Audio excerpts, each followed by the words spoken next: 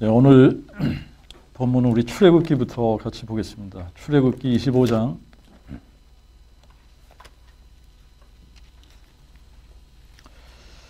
8절과 9절 우리 두 군데 읽겠습니다.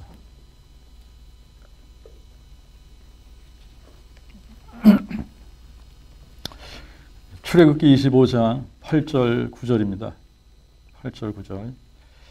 내가 그들 중에 거할 성소를 그들을 시켜 나를 위하여 짓되 무릇 내가 네게 보이는 대로 성막의 식양과 그 모든 기구의 식양을 따라 그대로 지을지니라. 이 구절을 보면 8절 9절 다시 한 번 더 읽겠습니다. 내가 그들 중에 거할 성소를 그들을 시켜 나를 위하여 짓되 무릇 내가 너에게 보이는 대로 성막의 식양과 그 모든 기구의 식양을 따라 그대로 지을지니라. 우리 역대상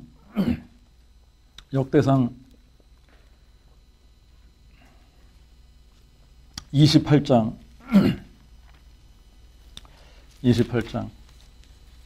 11절, 12절, 19절 이렇게 세 절 또 읽겠습니다. 역대상 28장 11절과 12절 그리고 19절 세 절 읽겠습니다. 이에 다윗이 성전의 낭실과 그 집들과 그 곳간과 다락과 골방과 속죄소의 식양을 그 아들 솔로몬에게 주고 또 성령의 가르치신 모든 식양 곧 여호와의 성전 뜰과 사면의 모든 방과 하나님의 성전 곳간과 성물 곳간의 식양을 주고 19절 이상 모든 것의 식양을 여호와의 손이 다윗에게 임하여 그려서 그로 알게 하셨더라. 네. 그리고 이제 우리 요한복음 2장 19절부터 21절까지 읽겠습니다. 요한복음 2장 19절부터 21절. 예수께서 대답하시되 이 성전을 헐라 내가 사흘 만에 그것을 일으키리라 하시매 이에 유대인들이 말하되 이 성전을 짓는데 46년이나 걸렸거늘 네가 3일 만에 일으키겠느냐 하니라. 그러나 예수는 성전된 자기 몸을 가리켜 말씀하신 것이니라. 네, 우리 거기까지 읽겠습니다. 성경을 읽다가 지루하고 재미없는 부분이 출애굽기 25장부터예요. 출애굽기 25장부터 무슨 내용이 나옵니까? 성막에 관한 부분이 나옵니다. 그죠? 성막에 관한 부분이 나와요. 이 부분은 사실 우리가 성막이 뭔지 잘 모르면 진짜 지루한 부분이에요. 오늘날 성막이 있는 것도 아니고 성전이 있는 것도 아닌데 이거를 이렇게 25장부터 시작을 해서 아주 하나님께서 상당히 많은 장수를 지금 할애를 하십니다. 그래서 25장부터 31장까지 이제 이 성막의 식양 그 블루프린트를 그대로 다 이렇게 보여주시고 설명해 주시고 그래서 이제 그거를 기록을 합니다. 그리고 이제 또 다시 36장부터는 지금 모세에게 그 블루프린트를 보여준 그대로 지금 이 성막을 짓는 과정을 기술을 하거든요. 그 서술을 한단 말입니다. 그러니까 36장부터 39장까지는 모세에게 보여준 그 모습 그대로 성막과 그 안에 들어가는 기구들을 만드는 그 과정을 쭉 이렇게 또 서술을 했는데 그리고 맨 마지막 40장에는 이제 그 하나님께서 그들로 하여금 짓도록 하신 만들도록 하신 그 성막을 광야에다가 처음으로 인스톨하는 그거를 세우는 거예요. 그게 이제 40장에 나오는 겁니다. 그러니까 이제 출애굽기를 읽다가 상당히 많은 부분을 지금 이 성막이라고 하는 이 성막에 관해서 하나님께서 이 설명을 하시고 그거를 어떻게 지어야 되는지 있는 모양 그대로 하나님께서 보여주신 대로 짓도록 그렇게 명하신 겁니다. 그리고 이제 이 성막이 언제 이제 이 성막 시대가 막을 내리냐면 이제 다윗이 왕이 되고 나서 하나님의 법궤가 텐트 안에 있는 것을 보고 자기는 백향목으로 지은 왕궁 안에 살고 있는데 이 하나님의 법궤가 너무나 이 텐트 안에 초라하게 있단 말이죠. 그래서 마음속에 이 하나님의 집을 내가 멋있게 한번 지으리라 이 마음을 품습니다. 자, 이때에 하나님께서 이제 모세에게 성막의 블루프린트를 보여주신 것처럼 다윗에게 성전의 블루프린트를 보여주시는 거예요.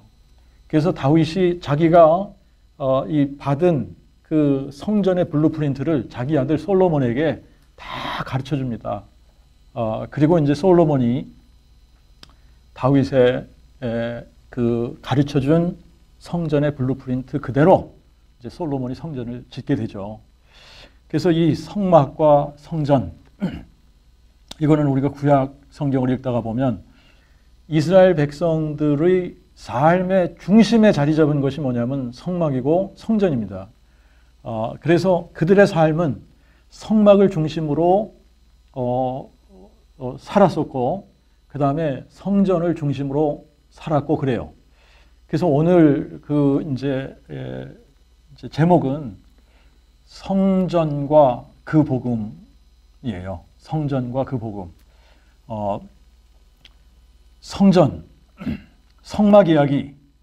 아니, 이게 성막 이야기, 이거는 고리타분하고 도대체 이게 무슨 얘기인지 모르겠고, 이 성전에 관해서도 이게 도대체 우리하고 무슨 상관이 있나. 이제 여러분들이 그렇게 생각을 하실 텐데, 성경은 그 복음 이야기입니다. 그죠? 성경은 그 복음 이야기란 말이에요. 그런데 그 복음이 뭐라 그랬습니까? 로마서 1장 2절부터 4절에 보니까 그 복음은 하나님이 선지자들을 통하여 성경에 누구에 대해서 미리 약속하신 거죠? 그의 아들에 관하여 미리 약속하신 것으로 그가 육신으로는 다윗의 혈통에서 나시겠고 성결의 영으로 죽은 자들 가운데서 부활하셔서 능력으로 하나님의 아들로 인정되셨으니 곧 예수 그리스도 우리 주님이시라. 이게 복음이라는 거예요. 그 복음. 그 복음은 하나님이 그의 선지자들을 통해서 성경에 미리 약속한 그의 아들에 관한 것이다. 그러니까 이 성경에 그의 아들에 관한 것을 미리 약속한 건데 창세기부터 그의 아들에 관한 약속이 나오는 거예요. 그래서 이 창세기부터 계시록까지가 다 그의 아들에 관한 이야기다. 하나님의 아들에 관한 이야기다. 라고 하는 겁니다. 그런데 그러면 창세기부터 계시록까지가 하나님의 아들에 관한 약속이라면 그 복음을 이야기하고 있는 건데, 근데 우리가 성경을 읽다가 보면 이 도대체 이해가 안 되는 부분 중에 하나가 성막에 관계된 거고 이 성전에 관계된 거다라고 하는 겁니다. 이거는 사실 읽어도 이게 무슨 얘기하는지 감이 잘 안 오지 않습니까? 그런데 상당히 많은 부분을 이 성막에 관해서, 제사에 관해서, 성전에 관해서 이렇게 성경이 이야기하고 있는데 성경 전체가 하나님의 아들에 관한 이야기라면 바로 이 성막과 성전과 이 제사의 이야기도 다 누구에 관한 이야기다? 하나님의 아들에 관한 이야기다 라고 하는 거야. 하나님의 아들에 관한 이야기다. 창세기부터 하나님은 그 복음을 우리한테 선포하십니다. 이제 창세기 3장 15절에 이 여자의 후손이라는 표현이 나옵니다. 우리가 주로 후손을 이야기할 때 남자의 후손이지 여자의 후손이 아니지 않습니까? 그죠? 남자의 후손이지 여자의 후손이라고 이야기하지 않는단 말입니다. 그런데 성경은 굉장히 특이하게 창세기 3장 15절에 여자의 후손이라는 표현을 씁니다. seed of woman이에요. 내가 너로 여자와 원수가 되게 하고 내 후손도 여자의 후손과 원수가 되게 하리니 그는 여자의 후손은 내 머리를 상하게 할 것이요 너는 그의 발꿈치를 상하게 할 것이라. 이거를 우리가 이제 성경 전체를 통해서 보면 무슨 이야기를 하고 있는 거냐면 여자의 후손으로 오신 그리스도, 하나님의 아들이 사탄의 권세, 사단의 머리죠. 사단의 권세, 사단이 가지고 있는 그 권세가 뭡니까? 사망의 권세지 않습니까? 이 사망 권세를 그냥 삼켜버리신 거죠. 이거를 박살내신 거죠. 그 머리를 상하게 하신다라고 하는 것이 이제 그리스도께서, 하나님의 아들이 마귀의 권세를, 사단의 권세를 박살내신 거다. 뭘로 박살내셨습니까? 부활로 박살을 내신 거다. 그 머리를 그냥 크러쉬해버리신 거예요. 밟아서 짓이겨버리신 겁니다. 뭘로 그렇게 했냐? 부활로 그렇게 하신 것이다. 그런데 이제 우리가 성경을 쭉 읽어 나가다가 보면 이 사람들이 이제 이제 하나님을 떠나죠. 하나님을 멀리하죠, 그죠? 하나님을 멀리하고 우상숭배에 빠지게 되고, 그리고 악해지고, 또 바이런트해지고, 그래서 죄가 너무나 가득 차게 되니까 하나님께서 심판을 하시게 됩니다. 자, 이제 노아 때 홍수로 한번 심판을 하시죠, 그죠? 자, 그리고 나서 다시 시작을 해요. 인류가 노아의 자손들로부터 다시 시작을 하는데, 또 얼마 안 가서 우상숭배에 또 빠지게 됩니다. 이제 거짓 종교를 만들어낸 그 대표적인 인물이 니므롯이고, 니므롯의 아내 세미라무스란 말입니다. 그러니까 이 니므롯과 세미라무스를 통해서 이 세상에 다시 한번 이 거짓 종교가 이제 만들어지고, 그 거짓 종교가 판을 치게 되고, 한 400년 지나고 난 다음에 아브라함이 이 세상에 등장할 때에는 거의 여호와 하나님을 찾는 사람들이 없을 정도로 온 세상에 가득 우상숭배와 그 거짓 종교로 이제 판을 치게 됐다. 그럴 때 하나님께서 갈대아 우르라고 하는 곳에서 아브라함을 불러내시는 겁니다. 그러니까 아브라함을 불러내셔서 아브라함에게 약속을 하시는데, 내가 너의 이름을 창대케 해줄게. 내가 너로 큰 민족이 되도록 할게. 그리고 너를 통하여 이 땅의 모든 민족이 복을 받게 할게. 이런 약속을 주십니다. 그런데 이제 지금 우리가 창세기를 쭉 읽어나가다 보면 하나님께서 계속해서 아브라함에게 무슨 약속을 해주시느냐 하면, 너에게 내가 자손, seed를 줄 거다. 그런데 그게 항상 단수로 나온단 말입니다. 근데 그 seed, 그 seed, 아브라함의 씨를 통하여 이 땅의 모든 민족이 복을 받게 된다는 거예요.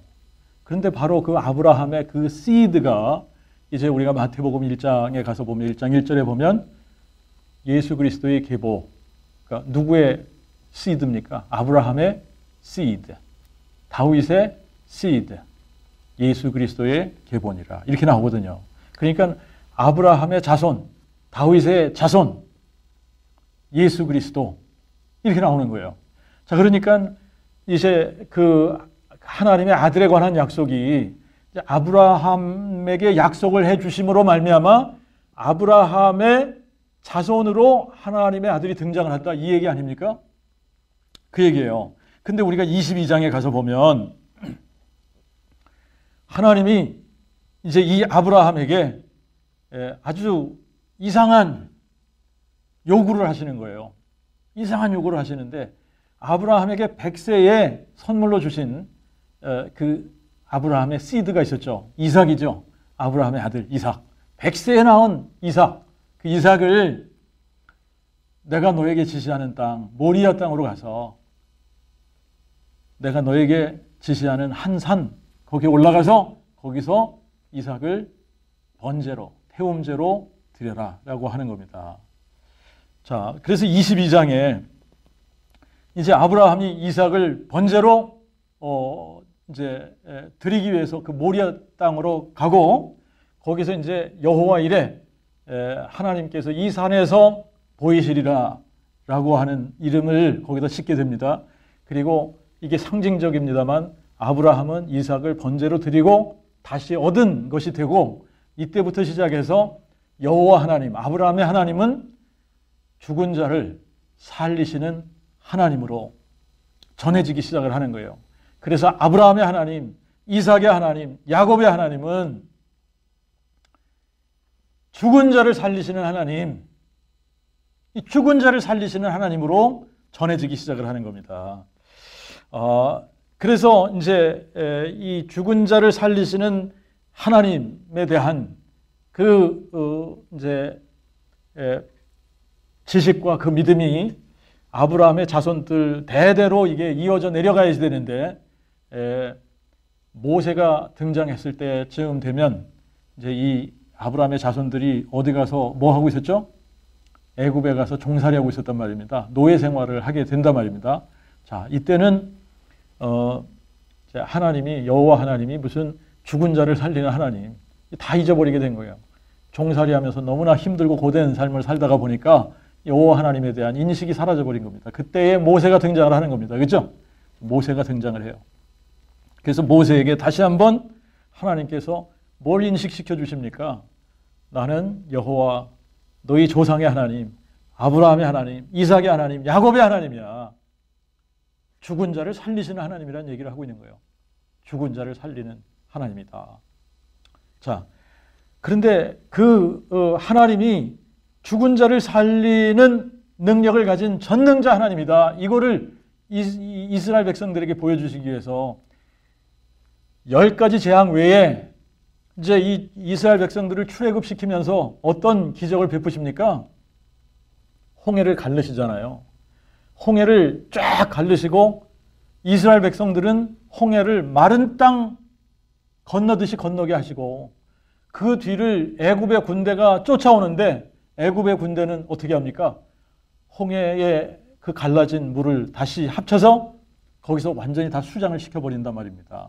그리고 이제 이 광야 생활을 시작을 하는데 먹을 것이 어디 있어요? 그죠? 하늘에서 만나를 내리신단 말입니다. 물이 어디 있습니까?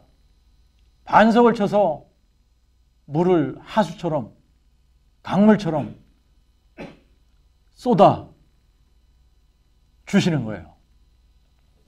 자, 이런 기적들을 이스라엘 백성들이 경험을 합니다. 자, 이런 기적들을 경험을 하면서 이들에게 하나님께서 뭘 주시느냐면 율법을 주시는 거예요. 모세를 통해서 율법을 제정해 주시는 겁니다. 근데 이 율법에 어떤 굉장히 중요한 이 지금 제도 중에 하나가 제사 제도입니다. 제사 제도. 이 제사 제도를 하나님께서 친히 가르쳐 주시는데, 이 제사 제도를 가르쳐 주시면서 하나님께서 이스라엘 백성들에게 만들라고 하신 것이 바로 이 성막이에요. 성막을 내가 너에게 보여준 식양 그대로 성막을 지어라 라고 하는 겁니다. 너희들 멋대로 지으면 안 돼. 내가 너에게 가르쳐준 대로, 보여준 그대로 성막을 지어야 돼. 그래서 이 성막을 짓게 하시는 거예요. 자, 이제 이 제사에 필요한 것이 3가지가 있습니다. 제사에 필요한 것 3가지가 성막 혹은 성전이죠. 성전, 제사를 드리는 장소가 필요한 겁니다. 그죠? 그 다음에 또 뭐가 필요하죠? 제사장이 필요해요. 제사장이 필요합니다. 그리고 또 뭐가 필요해요? 제물이 필요한 거예요. 이 3가지가 필수입니다. 성전이 필요하고, 제사장이 필요하고, 제물이 필요하고. 자, 그래서 이제 하나님께서 이 제사를 드리는데 성막은 어떻게 지어야지 되고, 제사장의 옷은 어떻게 만들어야지 되고, 이런 부분들 아주 상세하게 세밀하게 어떤 재료를 써야지 되고, 크기는 규격은 어떻게 돼야지 되고, 이런 부분들을 정확하게 가르쳐 주시고, 이제 그 정확하게 모세가 배운 대로 이스라엘 백성들에게 그것을 가르쳐 주고, 그래서 이제 이 특별한 재주를 하나님께서 주신 이 2사람을 통하여 이제 이 지금 하나님의 성막이 처음으로 이 땅에 지어지게 되는 겁니다. 자, 그런데 이제 이 부분을 우리가 잘 생각을 해보면 성막 성전. 이것이 복음, 그 복음하고 무슨 상관이 있을까? 여러분들이 그렇게 생각하실 수 있어요. 그거는 율법 아닌가요? 율법? 율법은 그 복음하고 상관이 없는 건데 이렇게 생각할 수 있습니다. 그죠? 율법을 제정해 주시면서 제사 제도를 만들어 주셨단 말입니다. 자, 그러니까 율법인데 그거는 그 복음하고 무슨 상관이 있냐? 그런데 이 제사 제도 그리고 성전은 뭘 지금 선포하고 있는 거냐면 그 복음을 선포하고 있는 거예요. 그 복음을 선포하고 있는 겁니다. 하나님의 아들에 관한 이야기예요, 이게. 그 복음에 관한 거다라고 하는 겁니다. 자, 이제 그거를 우리가 이해하기 위해서 이 하나님께서 이 특별하게 이 성전을 어디에다가 지어야 하는가라고 하는 부분을 이제 다윗에게 보여주시고, 그래서 이제 솔로몬이 성전을 지을 때 역대하 3장 1절에 가서 보면 솔로몬이 예루살렘 모리아 산에 여호와의 성전 건축하기를 시작하니 그곳은 전에 여호와께서 그 붙인 다윗에게 나타난 곳이요. 자, 이 모리아 산이 어떤 곳입니까? 모리아 산이 어떤 곳이에요? 모리아 산 그러면 이스라엘 백성들에게는 기억이 딱 나야지 되는 사건이 하나 있는 거예요. 모리아 산 그러면 이 모리아 산에서 아브라함이 뭘 했던 거죠? 이삭을 바쳤던 자리 아닙니까? 여기가 여호와 이레의 장소란 말입니다. 하나님이 보이시리라, 하나님이 친히 보이시리라 하신 그 장소란 말입니다. 자, 그러니까 모리아산 그러면 뭐가 생각나야지 돼요? 아브라함이 이삭을 바친. 그런데 아브라함이 이삭을 바친 그 사건은 하나님에 대한 뭐를 연상시켜 주느냐 하면 하나님은 죽은 자를 살리시는 하나님. 그러니까 모리아 땅, 모리아 산 그러면 이거는 뭐하고 연결이 돼야지 되죠? 죽은 자를 살리는 하나님이에요. 죽은 자를 살리는 하나님. 자, 죽은 자를 살리시는 하나님. 자, 이때부터 시작을 해서 이제 성전 중심의 역사가 시작이 되는 겁니다. 그 전까지는 이제 여러분들이 이렇게 모세오경을 쭉 읽어 나가시다 보면 이스라엘 백성들은 성막을 세우고 난 다음부터 딱 성막을 세우고 난 다음부터는 성막을 중심으로 다 텐트를 치게 되어져 있습니다. 어떻게 텐트를 치냐? 제일 먼저 뭘 치게 되느냐면 성막을 치는 거예요. 성막을 치는데 성막이 그들 중심에 자리 잡는 겁니다. 그래서 성막을 중심으로 해서 동서남북으로 성전 맨 동쪽 문 있는 데에 제사장들이 텐트를 치고 그 뒤와 북쪽과 남쪽으로는 레위 지파들이 각기 한 지파씩 텐트를 치는 거예요. 그리고 그 외곽으로는 이스라엘 지파들이 세 지파씩 동서남북으로 나눠서 캠프를 치는 겁니다. 그래서 그 중앙에 항상 뭐가 자리 잡고 있었다? 성막이 자리 잡고 있었던 거예요. 그래서 성막을 중심으로 이스라엘 백성들이 텐트를 치는 겁니다. 동서남북으로 제사장과 레위인들이 텐트를 치고 그 바깥으로 이스라엘 지파들 세 지파씩 동서남북으로 캠프를 치는 겁니다. 자, 그런데 이제 이 성전이 예루살렘의 모리아 산에 이 성전이 지어집니다.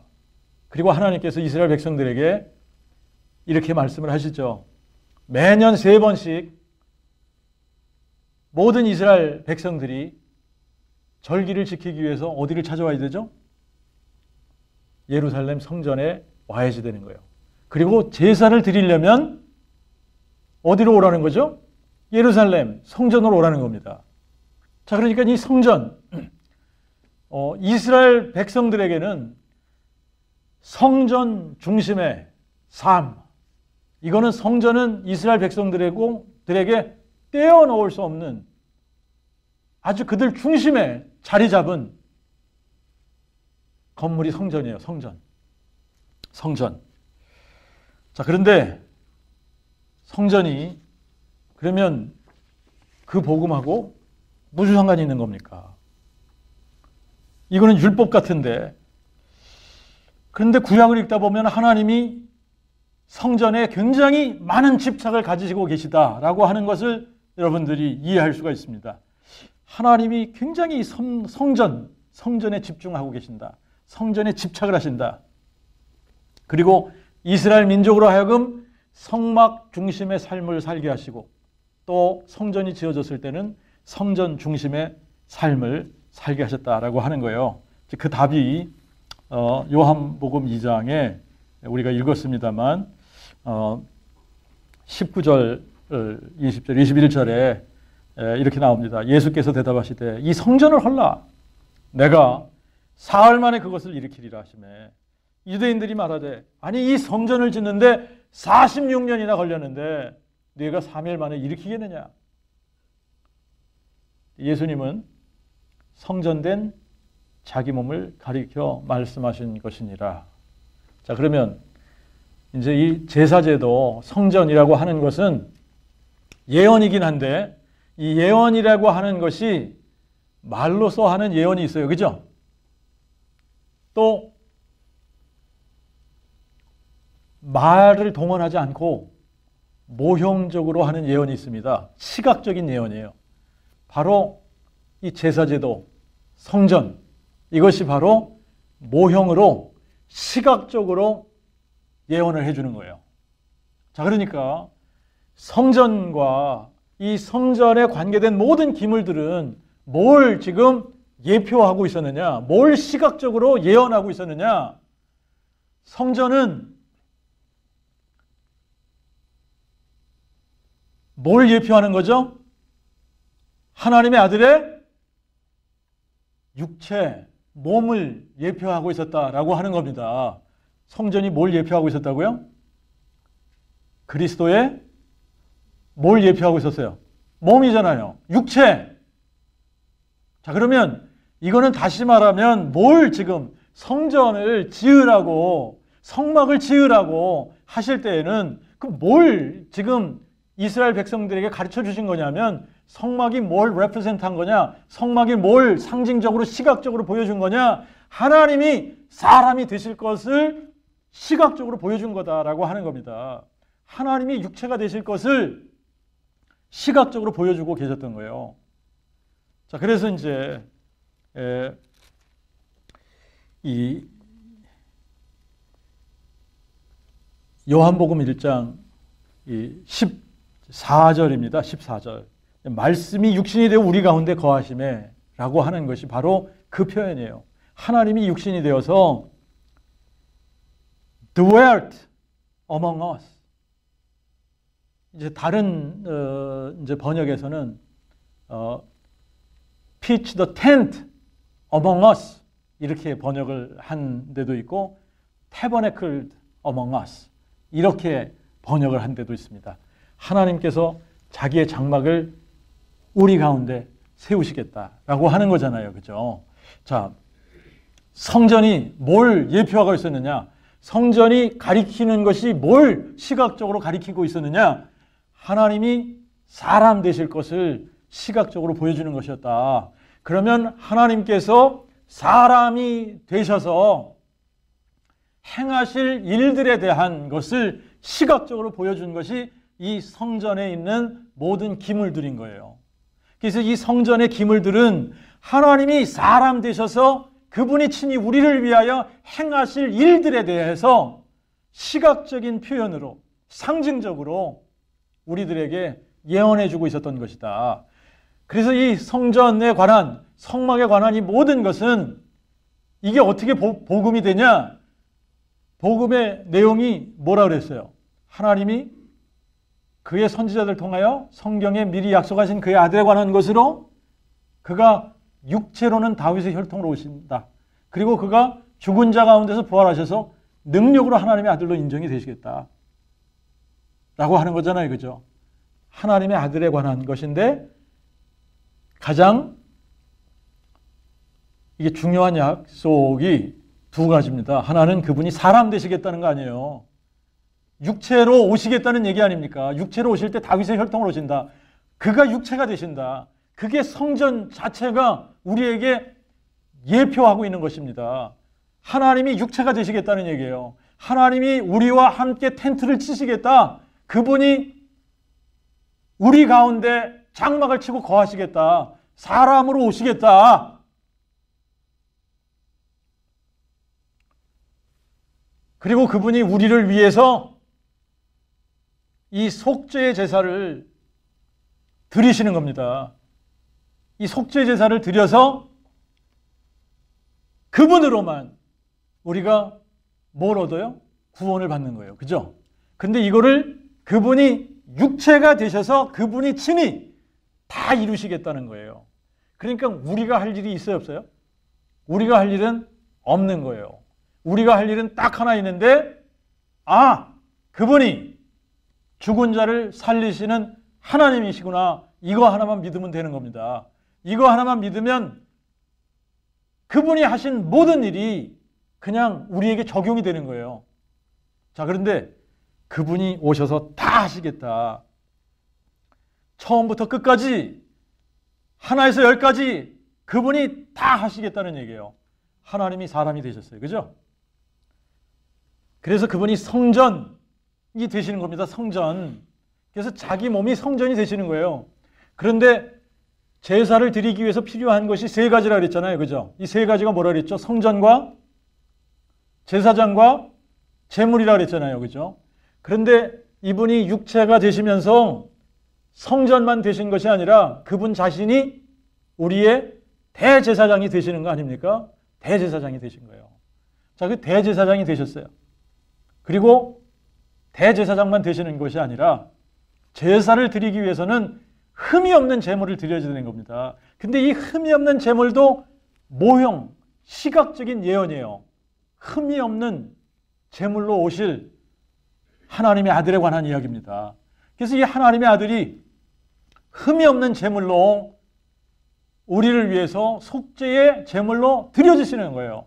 그러니까 지금 이 성전을 이야기할 때마다 성전은 하나님께서 친히 육체가 되셔서 그분이 성전 되시고 그분 자신이 제사장이 되시고 그분 자신이 흠없는 제물이 되어서 우리를 위한 속죄의 제사를 드리시겠다라고 하는 약속이라는 겁니다. 자, 그런데 이제 중요한 표현이 있습니다. 이 하나님의 아들이라는 표현입니다. 하나님의 아들. 복음이 하나님이 사람 되신 것. 이게 놀라운 복음 이야기잖아요. 하나님이 사람 되신 사건. 하나님이 사람 되신 사건. 이거를 하나님의 아들이라고 표현을 하는 겁니다. 그런데 구약 성경에 우리가 가서 보면 계속 여자의 후손이 등장하실 것을 말씀을 하시고 또 아브라함을 통해서 아브라함의 자손으로 오실 것을 말씀하시고 또 아브라함 후에 1000년이 지난 다음에 다윗이 등장했을 때는 다윗의 자손으로 오신다고 약속을 하셨는데 그런데 여자의 후손으로 약속하고 아브라함의 자손과 다윗의 자손으로 약속된 이 하나님의 아들은 보니까 처음부터 태초부터 하나님의 아들로 계신 분이 아니었더라라고 하는 겁니다. 이사야 9장 6절에 뭐라 그랬어요? 한 아기가 우리에게 나며 한 아들을 우리에게 주신 바 되는데 그 어깨에는 정사가 매일 것이고 그 이름을 기묘자라 모사라 전능하신 하나님이라 영존하시는 아버지라 평강의 왕이라 할 것임이라. 자, 이 얘기가 무슨 얘기입니까? 누가 한 아기로 한 아들로 오신다는 겁니까? 한 아기로 한 아들로 우리에게 주신 바 되는 이분이 태초부터 하나님의 아들로 계시다가 아버지의 보냄을 받고 오시는 분이 아니라 전능자 하나님 그분 자신이 영존하시는 아버지 그분 자신이 한 아기로 한 아들로 우리에게 오신다는 얘기 아닙니까? 이게 놀라운 복음이라는 거예요. 그런데 뭐가 지금 그거를 모형적으로 우리에게 보여주고 있는 거라고요? 성전이 그 이야기를 하고 있는 거예요. 성전이 모형적으로 시각적인 예언으로 우리에게 계속 보여주고 들려주는 것이 뭐냐면 하나님이 사람이 되실 거야. 하나님이 육체가 돼서 우리 가운데 거하실 거야. 이 이야기를 계속 하시는 겁니다. 영존하시는 아버지가, 전능하신 하나님이 사람이 돼서 우리 가운데 거하실 거야. 그러면 이분이 우리 가운데 오셔서 놀라운 일을 행하실 거다. 놀라운 일. 그래서 마치 이 성전 안에서 제사가 이루어질 때에 죄인인 사람이 자기의 죄를 인식하게 되면 흠없는 제물을 성전으로 가지고 오는 겁니다. 그래서 어떻게 해요? 제사장 앞에서 그 흠없는 제물 머리 위에 손을 얹고 자기의 죄를 전가시키는 거예요. 그러면 이 흠없는 제물은 어떻게 되는 겁니까, 이제? 누가 이 흠없는 제물을 목을 베서 피를 빼게 하죠? 이거 누가 죽이는 거예요?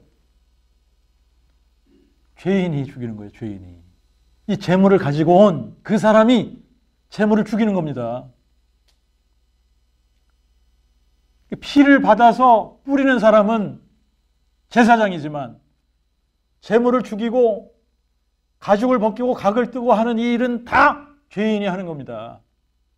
자, 이것도 모형적인 거죠. 시각적인 예언인 거죠. 그죠?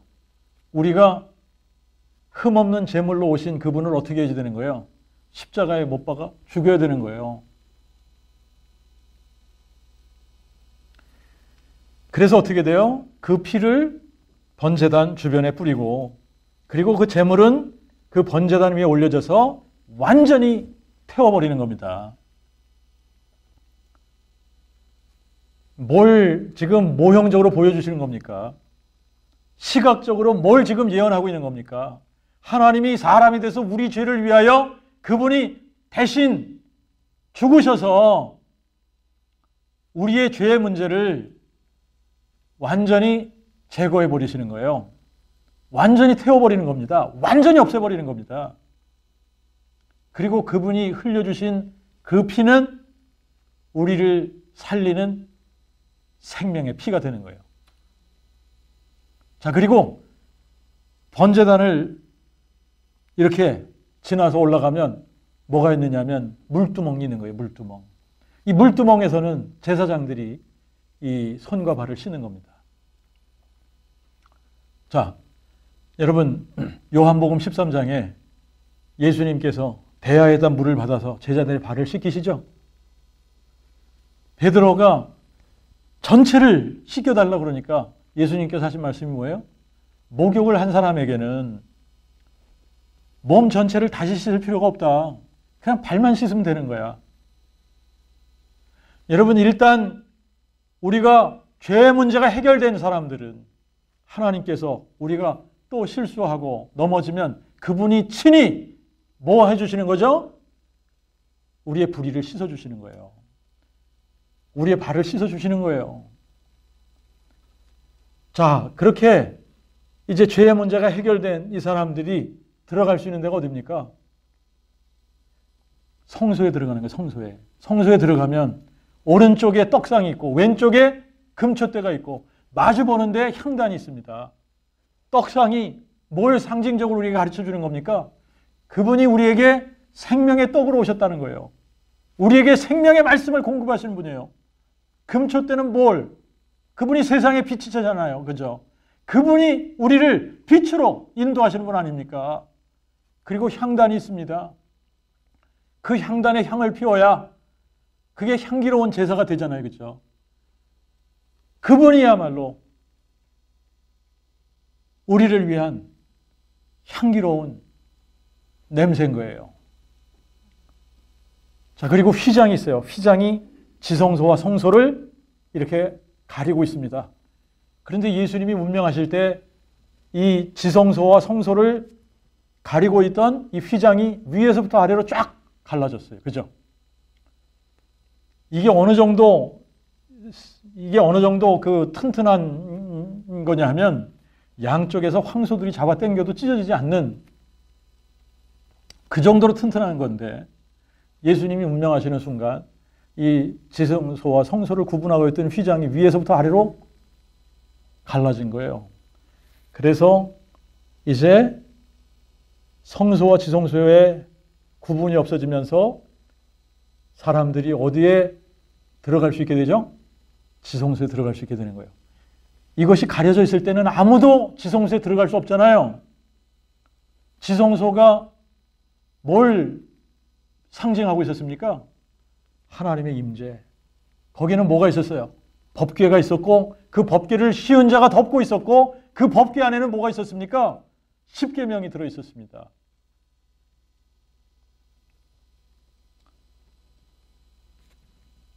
하나님의 임재를 상징하는 거였어요.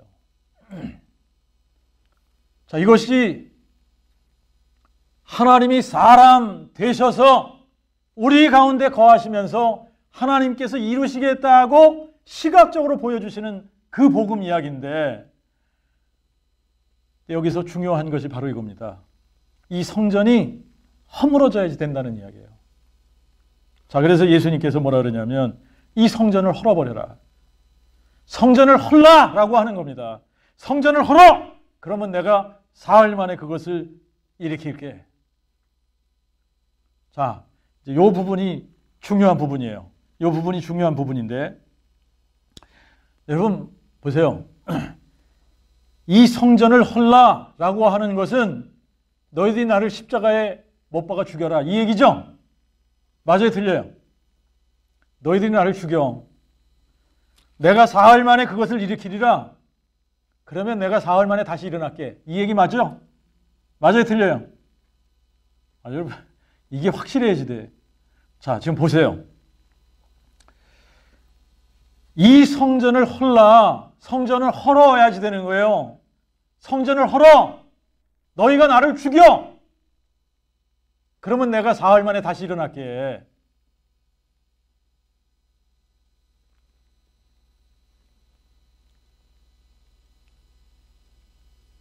성전, 뭘 상징적으로, 뭘 시각적으로 보여주는 거라고요? 하나님이 사람 되실 것을 시각적으로 보여주는 거다.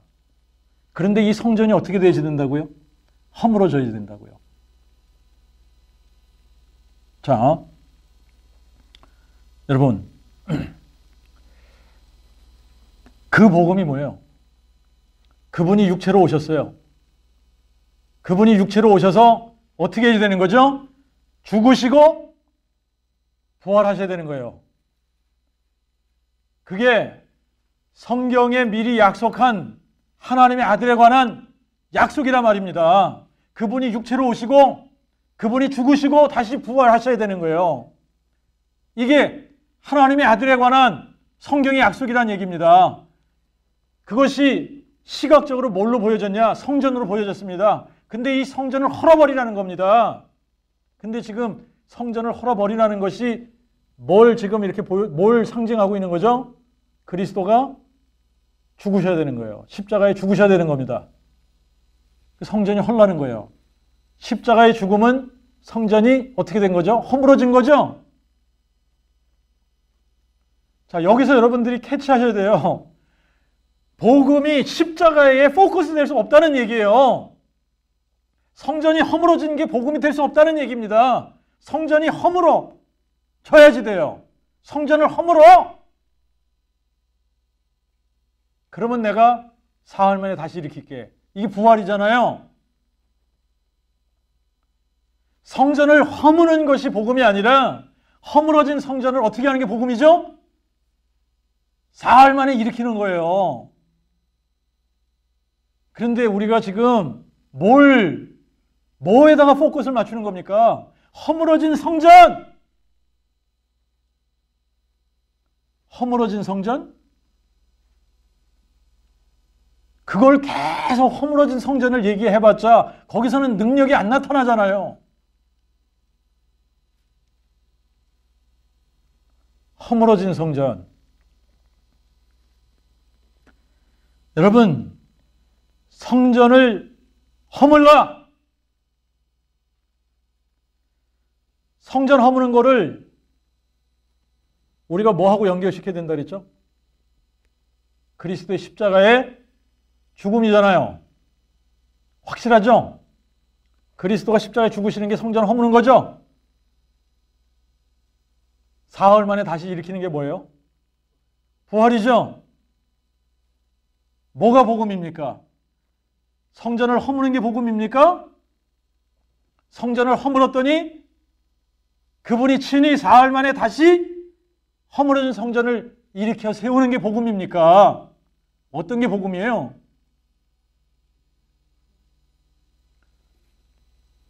허물어진 성전을 다시 일으켜 세우는 게 그게 복음이란 말입니다. 부활이 복음이라는 말입니다. 부활로 우리를 구원하시는 거예요. 그래서 구원의 조건이 딱 하나밖에 없는 겁니다.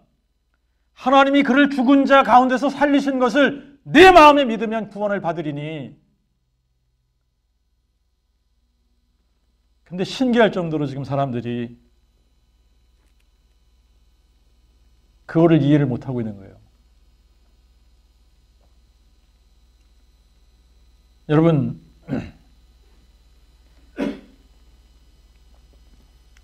하나님께서 우리에게 요구하시는 대로 믿어야지 되는 거예요. 하나님께서 이스라엘 백성들에게 가르쳐 주신 그대로 그들이 성막을 짓고 성전을 지었어야지 되는 겁니다. 그분이 보여주신 대로 제사를 드렸어야지 되는 거예요. 지금도 마찬가지예요. 그분이 우리에게 요구하시는 대로 우리가 하나님 앞에 나가야지 되는 거예요. 우리가 하나님 앞에 나가서 정말 지성소 안에 들어갈 수 있는 유일한 방법은 뭐냐? 무너뜨린 성전을 다시 일으켜 세우신, 부활하신 하나님의 아들을 여러분들이 마음에 믿는 겁니다. 그게 아니면 지성소에 들어갈 수 없는 거예요. 그게 아니면 구원받지 못하는 거예요. 구원받지 못하면 우리를 통해서 어떻게 생명을 낳을 수 있겠습니까? 생명이 생명을 낳는다 그랬잖아요. 여러분, 우리가 구원받아야만 우리를 통해 이 놀라운 영광스러운 하나님의 그 복음이 선포가 되어지고, 우리가 그 복음을 선포할 때 누군가가 우리의 선포하는 그 복음 선포함을 듣고 마음에 믿을 때에 그들에게 구원이 임하는 거예요. 이것이 여러분들의 상급이 되는 거고. 자, 성전. 뭘 지금 상징적으로 우리에게 보여주고 있다고요? 하나님이 육체로 오실 것. 그런데 하나님이 육체로 오셔서 이 성전이 어떻게 되어야 된다고요? 허물어져야 되는 거예요. 허물어졌다가 주님이 친히 이 허물어진 성전을 다시 일으켜 세우셔야 되는 겁니다. 그것이 복음이에요. 그것이 성전을 통해서 하나님께서 우리에게 시각적으로 계속 보여주셨던 겁니다. 자, 여러분은 허물어진 성전을 붙들면 안 되는 겁니다. 허물어진 성전 붙들고 있으면 다 망하는 거예요. 뭘 여러분들이 보고 믿어야 되죠? 다시 일으켜진 성전, 죽은 자 가운데서 사흘 만에 다시 일어나신 하나님의 아들을 여러분들이 보고 믿을 때에 구원이 임하는 겁니다. 기도하겠습니다.